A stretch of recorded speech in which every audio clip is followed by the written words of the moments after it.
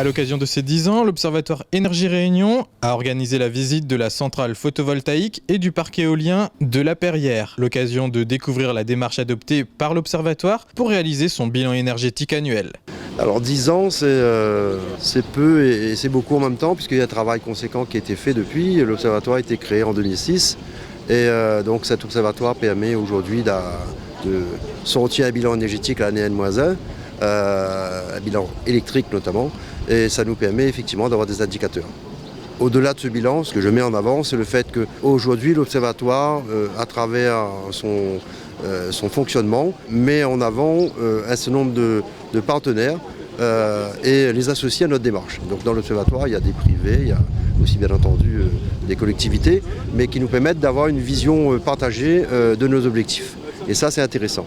On doit atteindre 50% d'autonomie d'énergie renouvelable dans notre mix énergétique. On a l'occasion là, durant ces 15 prochaines années, de vraiment se mettre ensemble pour gagner ce pari de l'autonomie électrique, puisqu'il nous faudra à partir de 2020 doubler, donc passer de 50 à 100.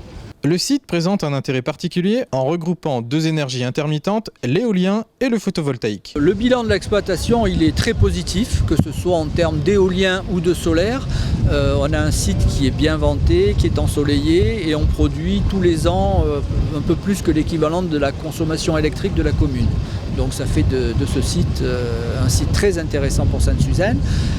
Les perspectives, elles sont très bonnes aussi, dans la mesure où on envisage de renouveler très prochainement le parc éolien, de mettre des machines moins nombreuses, plus puissantes et plus récentes. Donc on appelle ça un repowering, et ce qui nous permettrait de repartir sur un contrat de 15 ans ou 20 ans avec EDF. Vous savez, les choses évoluent très vite et sans arrêt.